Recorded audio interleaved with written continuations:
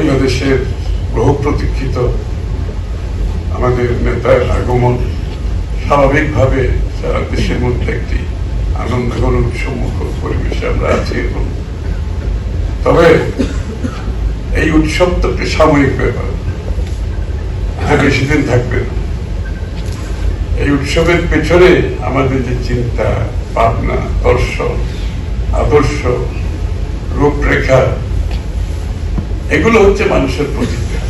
সত্যিকার প্রতিক্রিয়া কিন্তু এছাড়া আগমনটাও কিন্তু একটা হচ্ছে, এটা কি বলবো, এটা শুধুমাত্র সিম্বলিক, কিন্তু যে প্রতীক্ষা, যেটা তাদের যে প্রত্যাশা, আকাঙ্ক্ষা, সেটা অনেক বড়। শেখ হাসিনা ফ্যাসিস্ট পালিয়ে যাওয়ার পরে এই কথাটা আমি প্রতিদিন বলি যে বাংলাদেশের মানুষের মনোজগতে যে বিশাল পরিবর্তন হয়েছে, সেটা বিএনপি ধারণ করতে পারছে কিনা, বিএনপির নেতৃবৃন্দরা ধারণ করতে পারছে কিনা। এবং যদি ধারণ করতে পারে ভালো, তা না হলে বিএনপিরও কোনো ভবিষ্যৎ নাই, বাংলাদেশ সেই নেতারও কোনো ভবিষ্যৎ নাই। এই জন্য আমাদের লেখকরা অনেক কিছু বলে গেছে, আমাদের যে ঘাটতিগুলো, এগুলো পূরণ করতে হবে। এই ঘাটতিগুলো পূরণ করতে হবে, এগুলোর জন্য অনেক বড় চ্যালেঞ্জ। আর বাংলাদেশের সামনে যে চ্যালেঞ্জগুলো আছে, তার মধ্যে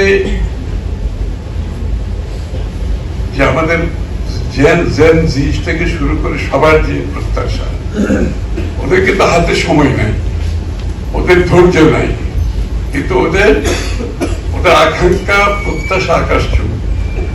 তো এটা পূরণ করতে গেলে আমাদের বিএনপির পক্ষ থেকে তারেক রহমান সাহেব একাই কাজ করতে পারবে না, যেটা মামুন বলে গেছে। এই ওনার যে চ্যালেঞ্জ, বিএনপির যে চ্যালেঞ্জ, এটা আমরা সকলে মিলে প্রত্যাশা পূরণ করতে এগিয়ে আসতে হবে। আমি এটাকে বলি, it is a partnership, it is an alliance. আমি ন্যাশনাল ঐক্যের চেয়ে আমি অ্যালায়েন্সে বেশি জোর দিই। ঐক্য হয়তো কোনো জাতি এক জায়গায় আসবে না সমুদায়, কিন্তু আমাদেরকে যেটা পার্টনারশিপ ডেভেলপ করতে পারি বাংলাদেশের মানুষের সাথে, বাংলাদেশের ভবিষ্যতের জন্য, তাহলে কিন্তু কাজগুলো করা অনেক সহজ হয়ে যাবে। ওই যে রেইনবো নেশনের কথা বলেছিলাম, এটা বিশাল ব্যাপার, কিন্তু এটা রেইনবো নেশন বিশাল ব্যাপার। কিন্তু রেইনবো নেশনের পেছনে যে চিন্তা, যে কনসেপ্ট, এটা কি আমরা বুঝতে পারছি কিনা, যে এখানে প্রত্যেকটি জাতি, ধর্ম নির্বিশেষে প্রত্যেকটি জাতি, বাংলাদেশের মধ্যে যারা বসবাস করে, তাদের সকলের সংস্কৃতি, সকলে কিন্তু আলাদা সংস্কৃতি আছে, সব বাঙালি না, কিন্তু প্রত্যেকের সংস্কৃতি, প্রত্যেকের ইতিহাস, প্রত্যেকের ভাষা, সবগুলোকে মূল্যায়ন করতে হবে। আমাদের মধ্যে ভাষাগুলো বাংলা ভাষা একে না, আমাদের আর যারা আছে তাদেরও ভাষা আছে, তাদেরও সংস্কৃতি আছে, তাদের ইতিহাস আছে, তাদের জীবনযাত্রা সকলের এক নয়। প্রথমে আমাদেরকে সেটা বুঝতে হবে। আমি যখন রেইনবো নেশনের কথা বলবো, সেটা বুঝতে হবে। আমি যখন গণমাধ্যমের স্বাধীনতার কথা বলবো, আমাকে বুঝতে হবে আমার বিরুদ্ধে যখন একটা রিপোর্ট করে, আমি যাতে সেই সাংবাদিকটাকে ফোন না করি। আমাদের মধ্যে একটা টলারেন্সের ব্যাপার, সহনশীলতার ব্যাপার। এখানে তারেক রহমান সাহেবের যেমন উনি রেইনবো নেশন দিয়ে একটা মেসেজ দিয়েছেন, উনি আবার টলারেন্সের ব্যাপারে একটা মেসেজ দিয়েছেন খুব সুন্দর ভাবে। সেটা হচ্ছে ওনার 5 অগাস্টের পর ওনার সম্বন্ধে একটা কার্টুন দিয়েছিল, আপনারা দেখেছেন না? একটা কার্টুন ওনাকে কৌতুক করে একটা কার্টুন দিয়েছে, সমালোচনামূলক। অনেকে মনে করছে এই কৌতুকের বিরুদ্ধে বোধহয় অনেক রেসপন্স আসবে, প্রতিবাদ আসবে, তারেক রহমান সাহেবের পক্ষ থেকে প্রতিবাদ আসতে পারে। কিন্তু উনি কি বলেছেন? উনি বলেছেন ওই কার্টুনটা আঁকতে পারার জন্য তো আমরা 15 বছর আন্দোলন করেছি, যাতে এই কার্টুনটা কোনো একজন কার্টুনিস্ট আমার বিরুদ্ধে করতে পারে, এই জন্য তো এই সংগ্রামটা করেছি। একটা কথায় বিগ মেসেজ, বেশি কথা বলতে হয় না। অর্থাৎ বাংলাদেশের মিডিয়ার সম্বন্ধে জগৎকে একটা উনি মেসেজ দিয়েছেন আপনারা আপনাদের দায়িত্বটা নির্বিঘ্নে নির্দ্বিধায় নিরপেক্ষ ভাবে আপনারা পালন করতে পারবেন, সেই আশ্বাস আমি আপনাকে দিচ্ছি। ওনার আরেকটা বিষয় হচ্ছে যে বাংলাদেশকে নিয়ে যদি ওনার মানবিক বাংলাদেশ, রাজনৈতিক নেতারা কিন্তু এই কথা বলে না কেউ। মানবিক আবার কি? রাজনীতিতে মানবিক আছে নাকি? এটা তো যুদ্ধক্ষেত্র। আমি আপনার গলা কাটবো, আপনি আমার গলা কাটবো। আর কোন নেতা যদি যখন বলে মানবিক বাংলাদেশ, বিগ মেসেজ। অর্থাৎ আমাদেরকে মানবিক হতে হবে, আমার রাজনীতিতে মানবিক হতে হবে, আমার সমাজনীতিতে মানবিক হতে হবে, আমার অর্থনীতিতে মানবিক করতে হবে।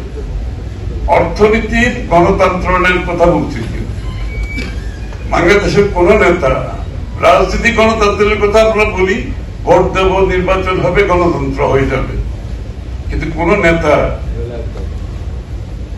ডেমোক্রেটাইজেশন অফ ইকোনমি বলে নেই। অর্থনৈতিক গণতন্ত্র অর্থাৎ সকলের জন্য অর্থনীতি, অর্থাৎ সকলে অর্থনীতিতে অংশগ্রহণ করতে পারবে, অর্থনীতির সুফল সকলে পাবে, সকলের কাছে পৌঁছতে হবে, সেটাই হবে উন্নয়ন, সেটাই হবে অর্থনৈতিক উন্নয়ন।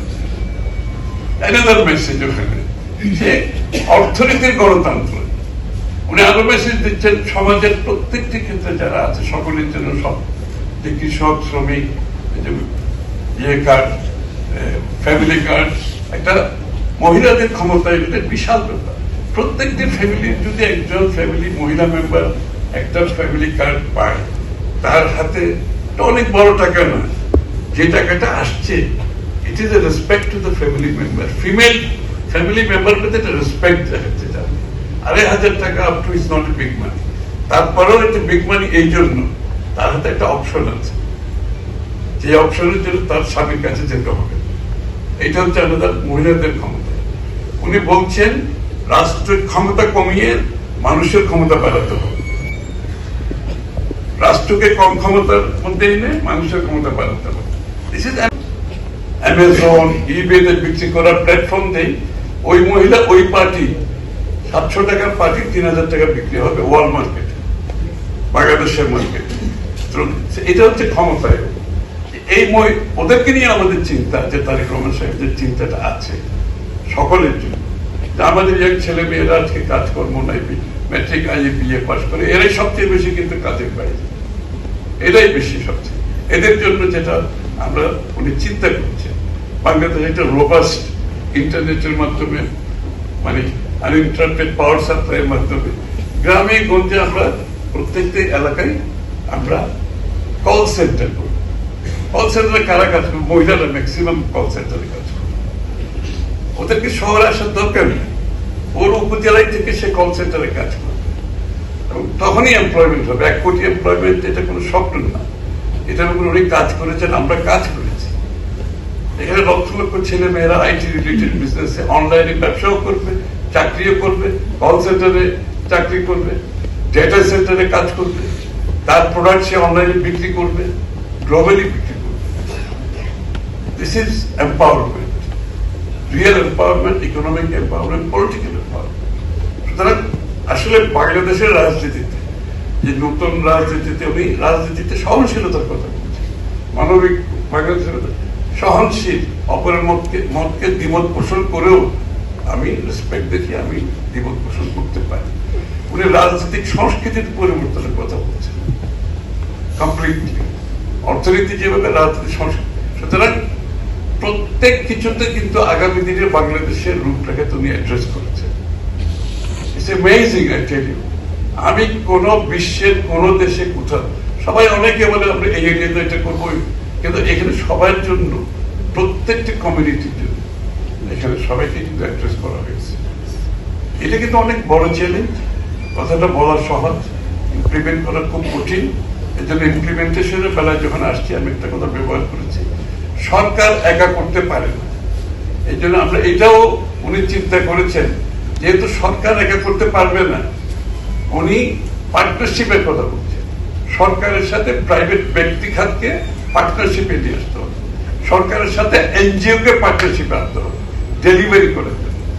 কারণ সরকার পারে না, এগুলো বিগত দিনে আমরা দেখেছি, যেহেতু আমরা সরকার চালিয়েছি, কোথায় কোথায় আমরা ভুল করেছি, কেন পারি, আমরা অ্যানালাইজ করেছি।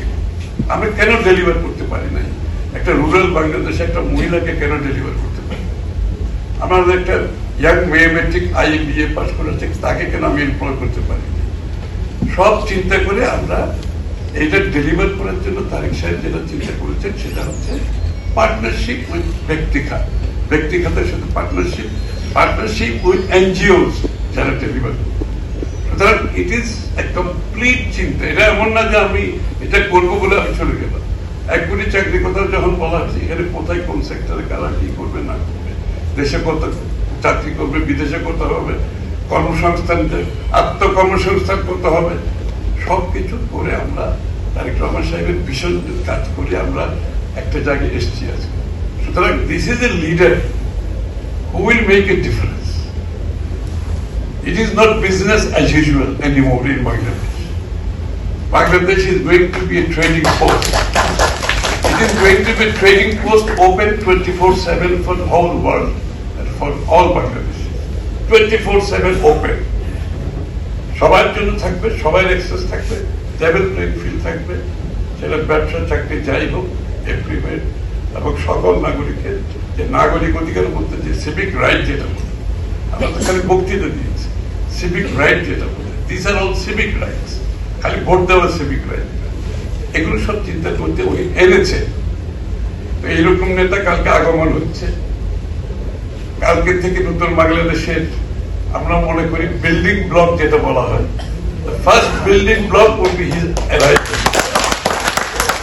এরপর একটার পর একটা বিল্ডিং ব্লক উনি করতে থাকবেন, and we will build a nation. This is nation building, a new Bangladesh, আপনাদের যেটা প্রত্যাশা। সবাইকে ধন্যবাদ।